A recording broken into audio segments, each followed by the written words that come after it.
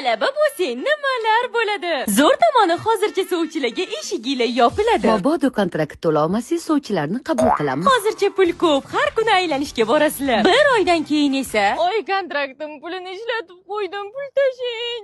Zato yangi do'stlar orttirasan. Bolarim bilmay yurladim, bir yanıma kelib uy topib beraman dedi. Yana uyda pishgan bor ekan. To'g'ri, lekin bitta ham gapiga tushunmaysan. Uyingda noz qilib yemagan narsalaringni bu yerda mazza qilib yeysan. Ayniga smetanani mog'orlagan murabboga botirasiz zo'r ketarkan. Kvartira bu onangning uyi emas. E'tiborsiz bo'lsang narsasiz, telefonga chalg'isang ovqatsiz.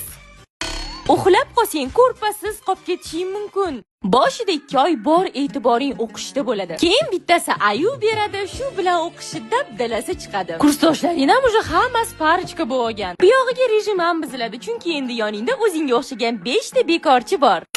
Kechqurun uxlamaganing uchun dars paytida uyqung keladi. Nechiksan jonimsan, men seni shevingni o'rgandim. Endi hazatib gaplashamiz. Nima deyapsan? Tushuntirib gapir. Vobshe tushunmayapman gapingni.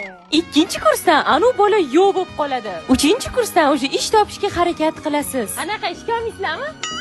4-kursdan esa o'z imkoniyatingni tushunib yetasan. Lekin baribir ham talabalik bu oltin davr deb sizlarni aldashgan. Pak.